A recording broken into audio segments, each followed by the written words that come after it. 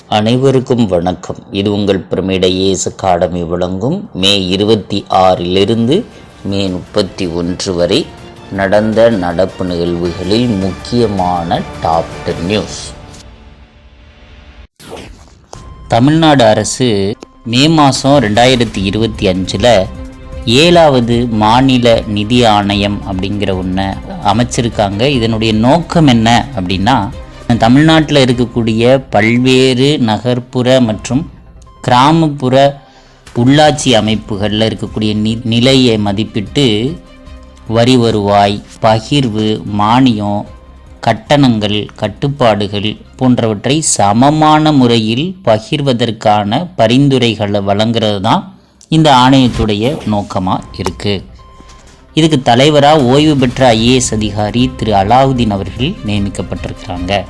இந்த ஆணையம் 2026 ஆகஸ்ட் 31 தனது அறிக்கையை கொடுக்கணும் அப்படின்னு சொல்லியிருக்கிறாங்க. அது 2027 ஏப்ரல் 1 இருந்து நடைமுறைப்படுத்தப்படும் அப்படின்னு சொல்லியிருக்கிறாங்க.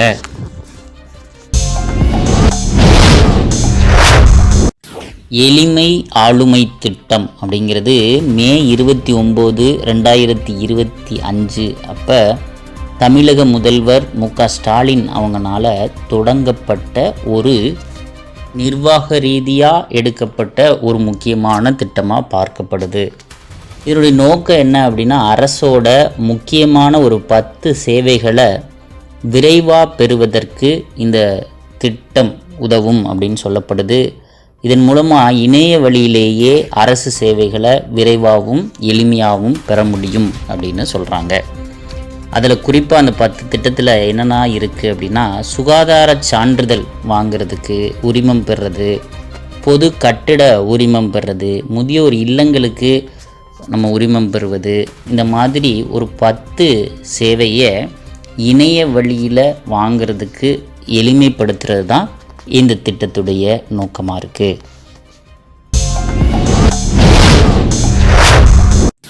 முன்னாள் முதல்வர் கருணாநிதி அவர்கள் தமிழ்நாடு அறவாணிகள் நலவாரியம் அப்படிங்கிறத 2008 துவங்கி வச்சுருந்தாங்க. அதுக்கு 2014 தமிழ்நாடு திருநங்கையர் நலவாரியம் அப்படின்னு பெயர் மாற்றம் செய்யப்பட்டிருந்தது. அதன் மூலமாக இந்த வாரியம் மூலமாக அந்த திருநங்கையாக இருக்கக்கூடியவங்களுக்கு அடையாள அட்டை, குடும்ப அட்டை, வீட்டுமனைப்பட்டா, மருத்துவ காப்பீடு அட்டை, தையல் இயந்திரம், சொந்த தொழில் தொடங்க மானியம், சுய உதவி குழுக்கள் அப்படின்னு நிறையா இதன் மூலமாக செய்யப்பட்டது. அதில் குறிப்பாக 40 வயசுக்கு மேற்பட்ட ஏழ்மை நிலையில் உள்ள எல்லா ஆதரவற்ற திருநங்கைகளுக்கும் ஓய்வூதிய தொகையாக 1000 ரூபாய் வழங்கிட்டு வந்தாங்க. அதை இப்போ தமிழ்நாடு அரசு 1500 உயர்த்தி உத்தரவு போட்டிருக்காங்க. பெண்கள், வயதானவங்க, அது மாதிரி சிறுபான்மையினர், திருநங்கைகள் இவங்களுக்கெல்லாம் ஏதாவது ஒரு சின்னதாக ஒரு ஸ்கீம் வந்தாலும் அது தேர்வில் கேட்பதற்கு நிறைய வாய்ப்பு இருக்குங்கிறதுனால கவனமாக பார்த்துக்குங்க. சர்வதேச நாணய நிதியம் இன்டர்நேஷ்னல் மானிட்டரி ஃபண்ட் 2025 ஏப்ரல் மாதத்துக்கான உலக பொருளாதார கண்ணோட்ட அறிக்கையை வெளியிட்டாங்க. அதில் 2025 நிதியாண்டு இறுதியில், அதாவது 25-26 நிதியாண்டில் கடைசியில் இந்தியா உலகத்தோட 4வது பெரிய பொருளாதாரமாக மாறும் அப்படின்னு கணிச்சிருக்கிறாங்க. இந்தியா இப்போ அமெரிக்கா, சீனா, ஜெர்மனி, ஜப்பான் அதுக்கு அடுத்தபடியாக 5வது இடத்துல இருக்குது. இப்போ ஜப்பானை சீக்கிரம் முந்திரும் அப்படின்னு சொல்லியிருக்கிறாங்க. சில ஆண்டுகளுக்கு முன்னால், அதாவது 2022 தான் யுனைடெட் கிங்டம், ஐக்கிய பேரரசை முந்தி 5வது இடத்துக்கு இந்தியா வந்தது குறிப்பிடத்தக்கது. இப்போ 2024 நிதியாண்டு 24-25 நிதியாண்டில் இந்தியா $3.87 ட்ரில்லியன் ஜிடிபியில் இருக்குது. இது 4 ட்ரில்லியனாக 2025 மாறும் அப்படின்னு சொல்லியிருக்கிறாங்க. அப்படி மாறும் பொழுது அது ஜப்பானை முந்தி 4வது இடத்துக்கு போகும் அப்படின்னு கணிச்சிருக்கிறாங்க. அதே மாதிரி 2027-28 நிதியாண்டில் 3ஆவதாக இருக்க ஜெர்மனியையும் முந்துறதுக்கு வாய்ப்பு இருக்குது அப்படின்னு சொல்லியிருக்கிறாங்க.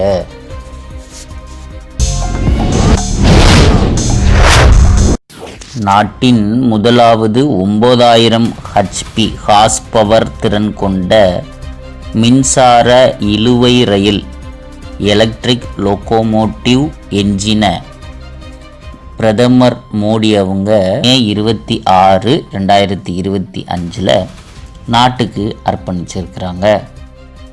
இது குஜராத் மாநிலம் தாஹோத் நகரில் 26,000 கோடி செலவில் மேக் இன் இந்தியா திட்டத்துக்கு கீழே இதை ஃபுல்லாக டிசைன் பண்ணியிருக்கிறாங்க. இது கிட்டத்தட்ட 4,500 டன் எடையுள்ள சரக்குகளை 120 கிலோமீட்டர் வேகத்தில் கொண்டு செல்லக்கூடியது அப்படின்னு சொல்லியிருக்கிறாங்க. WAG-9 அப்படின்னு பேர் வச்சுருக்கிறாங்க. அதாவது டபிள்யூனா ஒயிட் காஜ் அப்படின்னு அர்த்தம், ஏனா ஏசி கரண்ட், ஜீனா குட்ஸ், 9ங்கிறது 9000 HPயை குறிக்கிறதா சொல்கிறாங்க.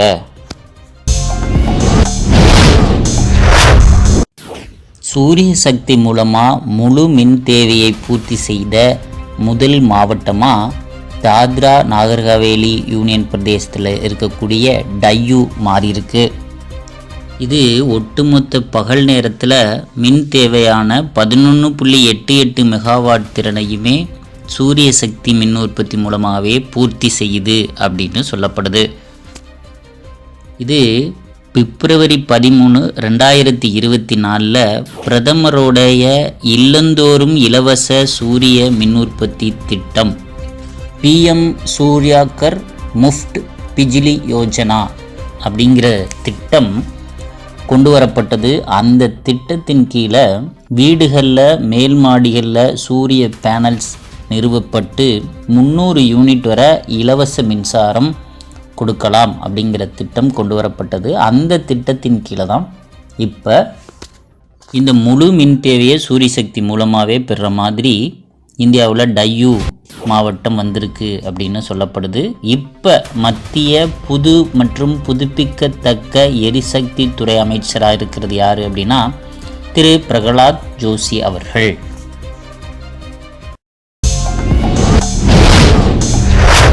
இந்திய கடற்படை மிக பாரம்பரிய முறையில் கட்டமைக்கப்பட்ட கயிறுகள் மற்றும் வடங்கள் இதையெல்லாம் வச்சு பலகைகள்லாம் வச்சு கோர்க்கப்பட்டு உருவாக்கப்பட்ட கப்பலை INSV கவுண்டின்யா அப்படிங்கிற பேரில் கர்நாடகாவில் இருக்கக்கூடிய கரவார் கடற்படை தளத்தில் 2025 மே 21 அதிகாரப்பூர்வமாக இந்திய கடற்படையில் சேர்த்துருக்காங்க.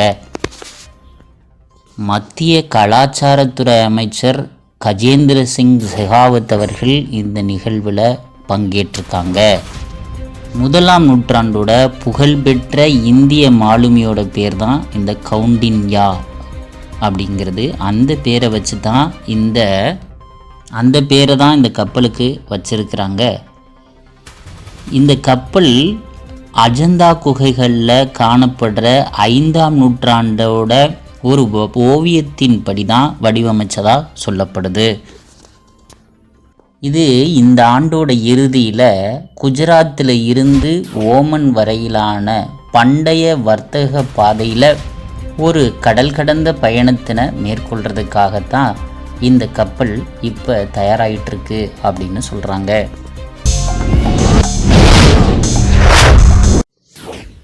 MOES ministry of earth science மத்திய புவி அறிவியல் அமைச்சகம் என்ன பண்ணியிருக்காங்க அப்படின்னா பூனேயில் இருக்கக்கூடிய IITM Indian institute of tropical meteorology இந்திய வெப்பமண்டல வானிலை ஆய்வு நிறுவனத்தில் பாரத் வானிலை முன்னறிவிப்பு அமைப்பு அப்படின்னு ஒன்று அறிமுகம் செஞ்சுருக்கிறாங்க.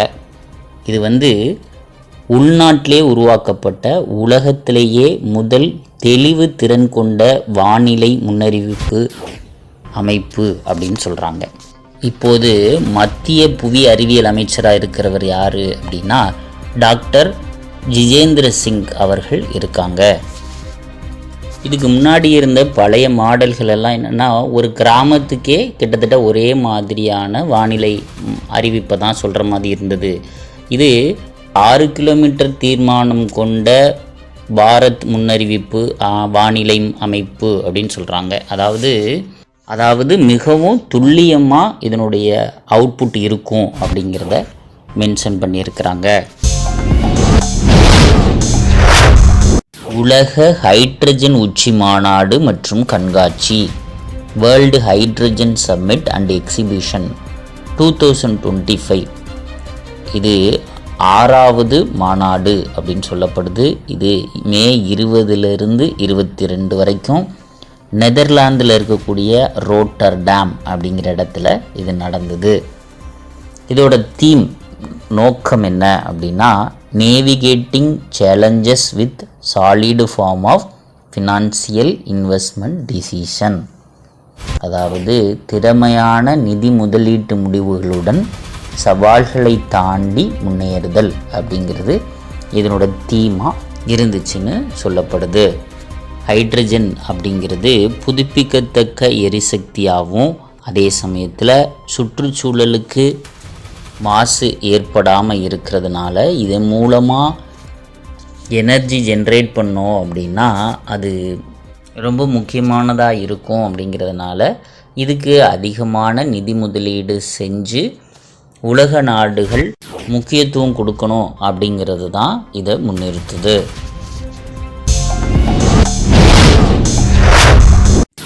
லூபெக்ஸ் அப்படின்னா லூனார் போலார் எக்ஸ்ப்ளோரேஷன் மிஷன் அப்படின்னு சொல்கிறாங்க. நிலவோடைய துருவங்களை ஆய்வு செய்கிறது தான் இந்த திட்டத்தினுடைய நோக்கம். இது இந்தியாவுடைய இஸ்ரோ அப்புறம் ஜப்பானுடைய ஜாக்ஸா 2 பேரும் சேர்ந்து ஆய்வு செய்யக்கூடிய ஒரு கூட்டு திட்டம் அப்படின்னு சொல்லப்படுது. இதில் சுமார் 6.5 டன் எடை கொண்ட இந்த ஆய்வுக்களம் நிலவுக்கு அனுப்பக்கூடிய களமானது 2027-28 ஆண்டில் H3 அப்படிங்கிற ஜப்பானிய ஏவுகணை மூலமாக ஏவப்பட திட்டமிட்டிருக்காங்க. இதனுடைய நோக்கம் என்ன அப்படின்னா முதன்மையாக தண்ணீர் உள்ளதா அப்படிங்கிறத கண்டறியறதுக்காக நிலவுடைய மேற்பரப்பை ஆழ்ந்து ஆராய்வது தான் இதனுடைய நோக்கம். இதனுடைய தரையிறங்கு களம் லேண்டர் அப்புறம் ரோவர் உலாவிக்களம் 2யுமே இந்த குழு விரைவில் தயாரிக்க இருக்காங்க. இதில் இஸ்ரோ நிறுவனம் தரையிறங்கு களம் லேண்டரை தயாரிக்கிறாங்க. அதே மாதிரி ஜாக்ஸா ரோவரை உலாவிக்களத்தை தயாரிக்க இருக்கிறாங்க. மீண்டும் அடுத்த டாப் 10 நியூஸில் சந்திப்போம். நன்றி, வணக்கம்.